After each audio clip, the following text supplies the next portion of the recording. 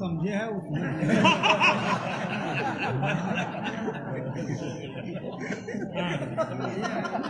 स्कंद पुराण रेवाखंड में सत्यनारायण व्रत लीलावती कहती है कि हमको पुत्र नहीं चाहिए। ऐसी क्या बात है कि पुत्र नहीं चाहिए? पंडित जी सुनाते हैं कथा, इसलिए वो कह रही है कि जनक जी कहते हैं सीता के लिए कि पुत्री पवित्र किए कुल गऊ। क्या बात। राम वन गमन के समय जनक जी जब पहुंचते हैं वहाँ चित्रकूट तो उन्होंने यही कहा, और वही बात लीलावती कह रही है कि पुत्र एक कुल को पवित्र करता है, और यही बात जनक जी वहाँ कह रहे हैं कि हमारे कुल को सीता तुमने पवित्र किया और राजा दशरथ किया। जनक सुकृति मूर्ति वैदेही और दशरथ सुकृति राम घर गई। बहुत सुंदर बात। सकल वस्तु सब साज समाजू और सम समधि ये कलह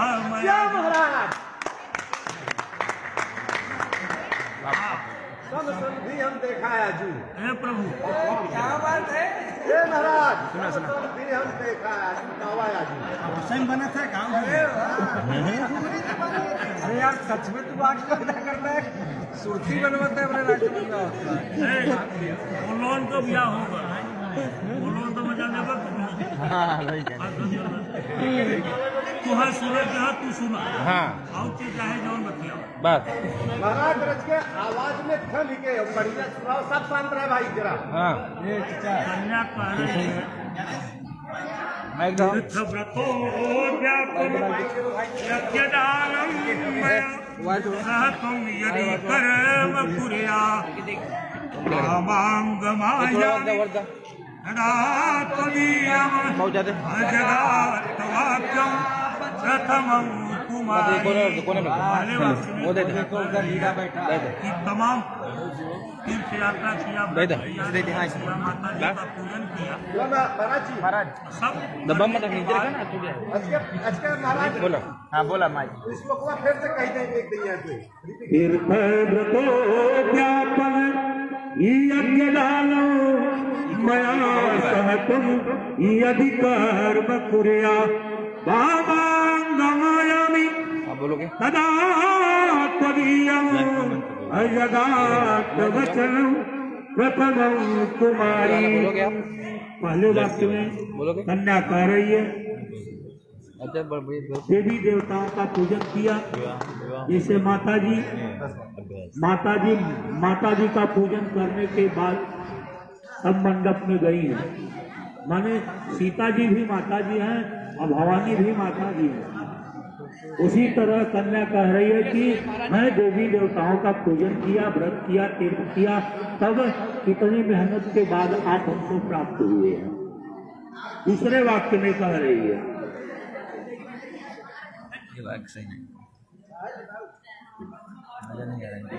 आज तक मैंने अकेले सब किया, लेकिन अब से यज्ञ हो, दान हो, तीर्थ हो, व्रत हो, ये सब हमारे साथ आपको करना होगा। ठीक। दूसरे वाक्य में कह रही है अव्यय प्रधान रमराल पितृ तव्य प्रधान यदि पूजये था कामांगमायामि तदा तदीयं जगात कन्या वचनं द्वितीयम्। दूसरे वाक्य में कन्या कह रही है हव्य क्या होता है, कव्य क्या होता है। अगर हम देवताओं के लिए कुछ आहुति दे रहे हैं तो हव्य, पितरों के लिए जब कर रहे हैं तो कव्य। बहुत सुंदर। और हमारे आने वाली पीढ़ियां किसके आशीर्वाद से आगे बढ़ती हैं? पितरों के आशीर्वाद से। जब पितरों का आशीर्वाद रहेगा तब जाकर के हमारी संतति आगे बढ़ती चली जाएगी। कोई रुकावट होता है, विलंब होता है, तो इसलिए पितृदोष माना जाता है। और पितरों को हमेशा खुश रखना चाहिए। कम से कम न याद रहे तो अमावस्या को दही भात दे देना चाहिए। अब बहुत सुंदर उपाय है जीवन आगे बढ़ाने का। यह काम हक और कर्तव्य दोनों आप हमको साथ में लेकर के करें। तीसरे वाक्य में कन्या कह रही है कुटुंब रक्षा भरणे यदि त्वं कुर्या पशूनां परिपालनं च वामांगमायामि तदा त्वदीयं जगात कन्या वचनं तृतीयम्। कन्या तीसरे वाक्य में कह रही है कि परिवार गाय अब तो लोग नहीं रख रहे हैं, व्यापार गाय बैल पशु और जो व्यापार करेंगे हमारी अनुमति लेकर के खरीदना और बेचना आपको ये स्वीकार करना होगा। माने आप जो कार्य करें हमारी सहमति लेना आपको। आगे चौथे वाक्य में कह रही है कन्या आय व्यय धान धनिकादिकानां दृष्ट्वा निवेशं च गृहे निदध्या वामांगमायामि तदा त्वदीयं जगात कन्या वचनं चतुर्थकम्। चतुर्थ वचन चौथे वचन में कन्या कह रही है आय व्यय आप जो कुछ भी करें धन कमावें उस सब को लक्ष्मी का काम माने हमारा काम है। आय व्यय व्यापार जो कुछ आप धन अर्जित करें वो ला करके आप हमारे हाथ पर रखेंगे, हम उसको सजो कर रखेंगे। जहाँ उचित होगा वहाँ पर खर्च करेगी, जहाँ उचित नहीं होगा वहाँ नहीं खर्च करेगी। पांचवें वाक्य में वर्षा कन्या कह रही है वर्षे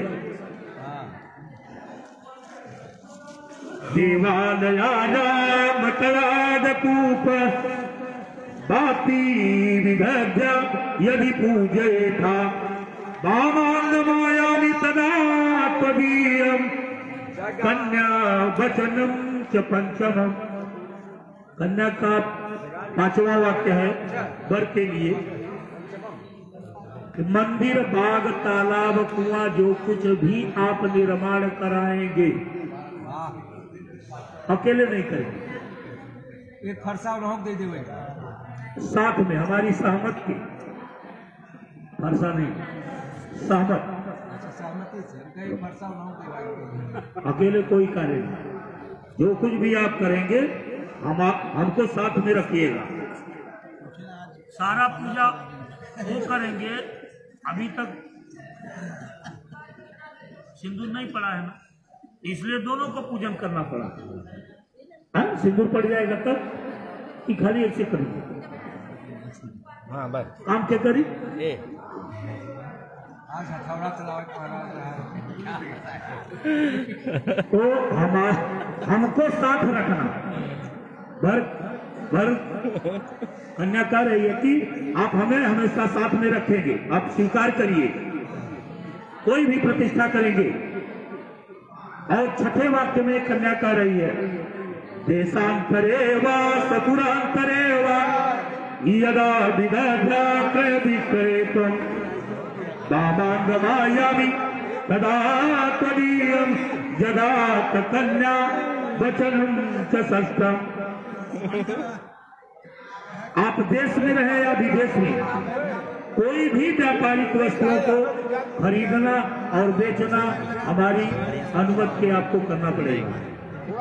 आप हमारी सलाह लेकर के ही कोई कार्य करेंगे। अंतिम वाक्य में कन्या कर रही है न सेवनीया यदि पार किया त्वया भवनिकामनीति वामांगमायामि तदा त्वदीयं जगात कन्या वचनं च सत्यम्। 7वें वाक्य में और अंतिम वाक्य में कह रहे ये कन्या, ध्यान दीजिए प्रभु, चाहे कितनी सुंदर स्त्री हो, आप उसको उम्र के अनुसार कन्या, माँ, ये बहन, ये सब इसी दृष्टि को अपने अंदर बैठा करके आप देखेंगे, चाहे कितनी सुंदर स्त्री हो, आप उसका सेवन नहीं करेंगे, विचार में भी नहीं रखेंगे। यदि आप ये 7वें वाक्य का प्रतिज्ञा करें तो मैं आपके बाएं भाग में आने के लिए करता हूं। 7 वाक्य कन्या है संकल्प, और तमाम किताबों में तमाम महाराज मैकिया हाँ बिना मैकिया महाराज वैसे मीठा घी वो बताएंगे ना, वो पति सवाल। लेकिन महाराज एक प्रश्न आप पूछ रहे तब पंडित जी शुरू कर रहे हैं। एक प्रश्न पूछ रहे तब पंडित जी शुरू कर रहे हैं।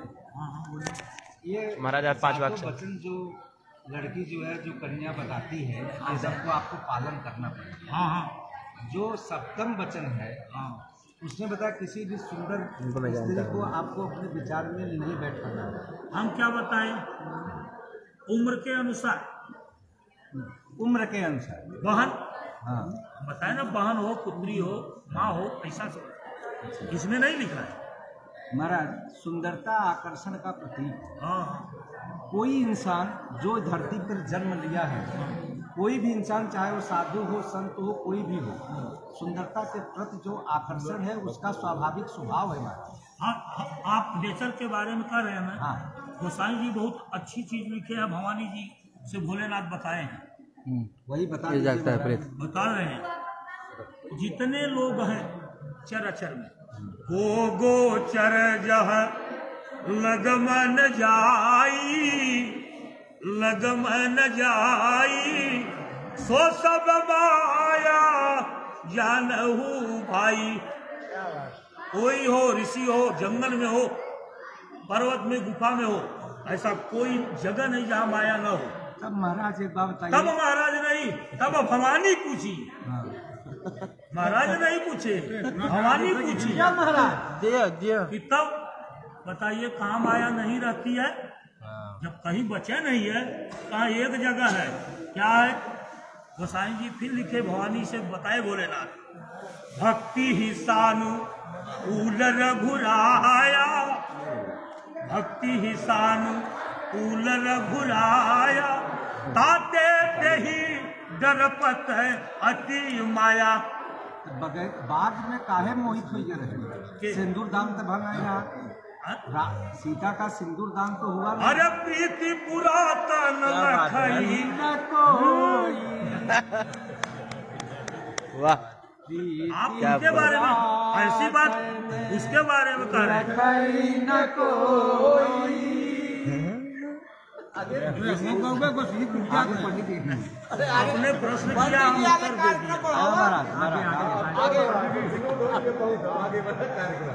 आपने प्रश्न किया तो हम बता। कन्या पक्ष से 7 वचन, जैसे जीवन के 7 सूत्र भी कहे जाए तो कम नहीं होगा। और ये सूत्र इसलिए है कि हम जीवन को सुचारू रूप से जी सके, इसके द्वारा हमारा जीवन सरल बने, सुगम बने, और जीवन में आनंद की वृद्धि हो, प्रेम की वृद्धि हो। तो इसीलिए वर भी कुछ शर्तें या कुछ बातें कहता है, कुछ वचन कहता है कि हे देवी, यदि आप इन वचन को स्वीकार करोगी तो मैं आपको पत्नी रूप में स्वीकार करूंगा। और कहा गया ये जो दाम्पत्य जीवन है, जब हम ब्रह्मचर्य आश्रम को छोड़ करके गृहस्थ में प्रवेश करते हैं, तो कहा गया ये गृहस्थ में प्रवेश करने के बाद भी आत्मा 2 नहीं होती। वो कहा गया a single soul in different body, एक आत्मा 2 भिन्न शरीरों में है, एक ही आत्मा है जो अलग अलग शरीर धारण करे, इसे दाम्पत्य कहा जाता है। तो इसीलिए कहा गया कि हमारे विचार एक समान हो, हमारी दृष्टि एक समान हो। यदि जीवन में प्रेम बढ़ेगा कैसे, ये सूत्र बताए गए हैं इन शर्तों में।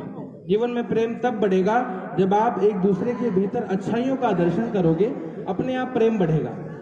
और याद रखना, गोस्वामी तुलसीदास जी महाराज बड़ी सुंदर बात कहते हैं बहुत बढ़िया, कि बहुत बढ़िया। तत्व इस जगत में जो कुछ भी है, कहा जड़ चेतन गुण दोषमय विश्व की न करतार, संत हंस गुण गहि पया परिहरिवारी विकार। सब में गुण है, सब में दोष है, सब में अच्छाई है, सब में बुराई है। करना क्या है? अगर आपको किसी से प्रेम करना है, आप उसके भीतर अच्छाइयों का दर्शन करें, प्रेम बढ़ता चला जाएगा।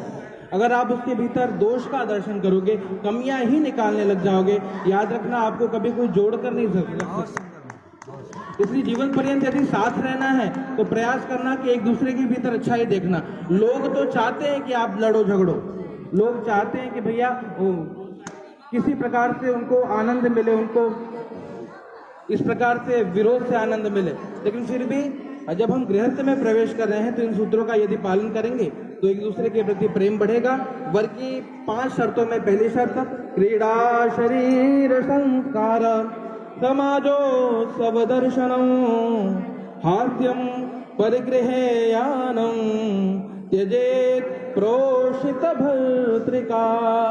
बड़ा प्यारा शब्द आया, प्रोषित भर्तृका। भर्तृका मतलब अपने पिता के घर में पालित है कन्या। पिता के घर में जब कन्या पाली जाती है तो कन्या पूरी तरह स्वतंत्र होती है, कोई बंधन नहीं है, वो जैसे चाहे वैसे रहे, जो चाहे वो बोले, जहां चाहे वहां जाए, कोई रोक टोक नहीं है।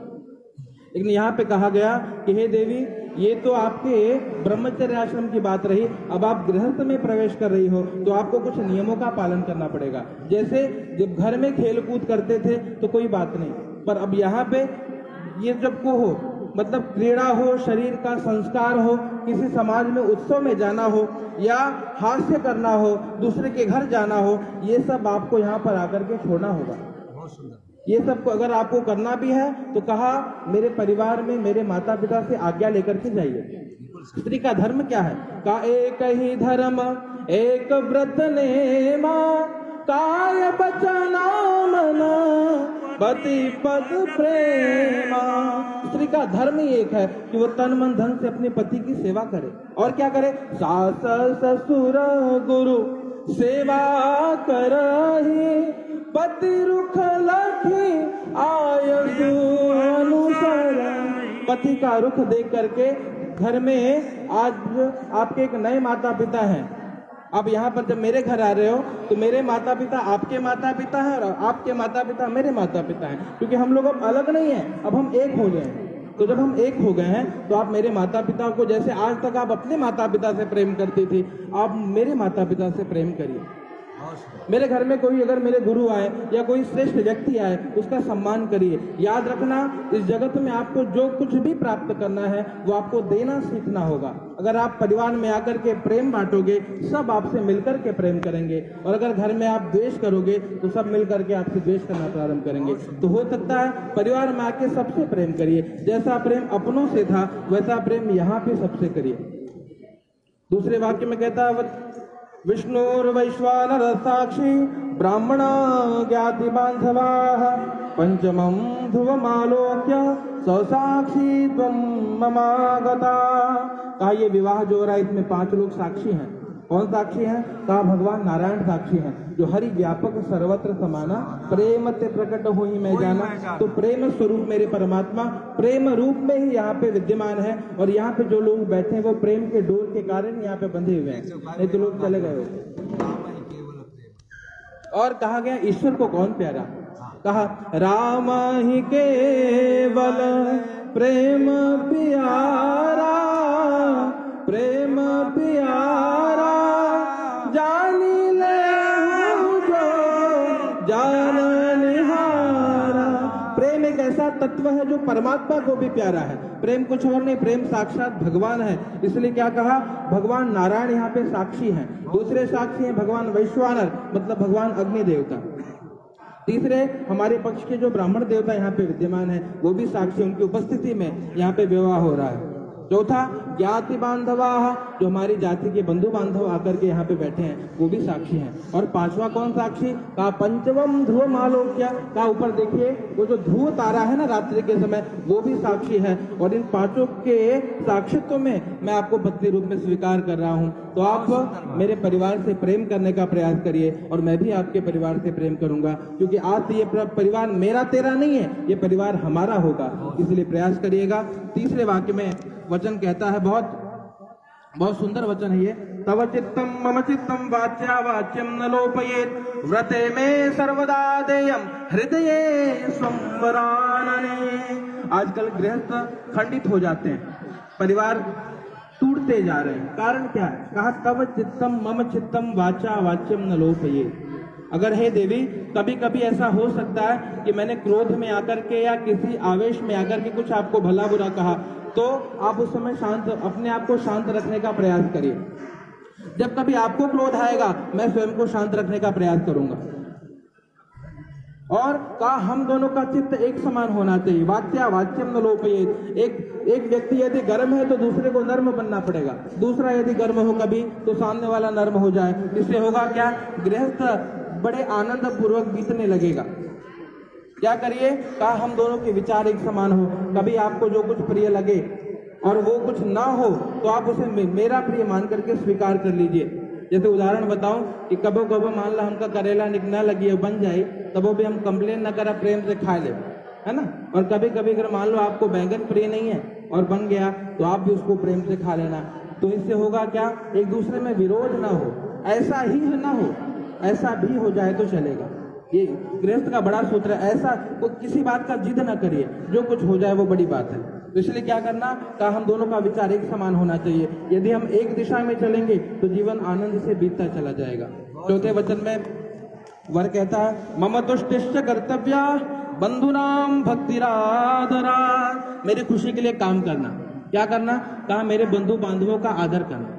जो मेरे इष्ट मित्र हैं, जो मेरे बंधु बांधव हैं, जो मेरे भाई हैं, छोटा भाई, माता पिता, मेरी खुशी के लिए उनसे प्रेम करना, मेरी खुशी के लिए उनका आदर करना। ममाज्ञया परिपालने शाम पातिव्रत परायणे। और मेरी आज्ञा का पालन करने के लिए स्त्री का कहा गया, स्त्री की कोई गुरु नहीं होते। स्त्री का गुरु कौन? का स्त्री का गुरु उनका पति होता है।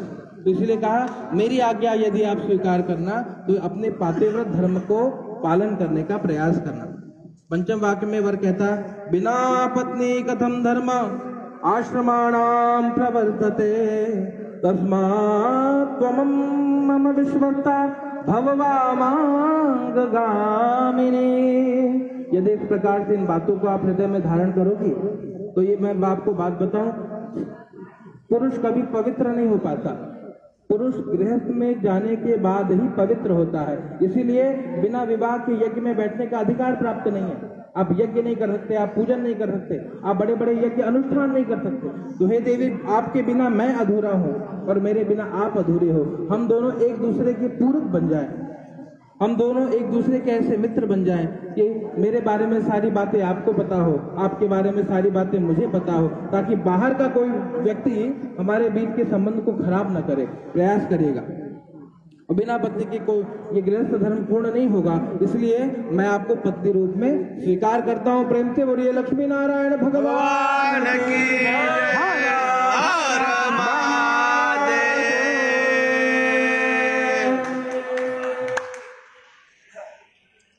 बहुत अच्छी लगी मुझे। आपने बताया आगे आपने जो कहा कि सारी चीजें एक ही है, आत्मा जो है दोनों की मिला करके एक ही है। गुरु जी आगे बढ़ा हो जाए। हाँ बिल्कुल, समय बहुत हो रहा है। चल तुरंत।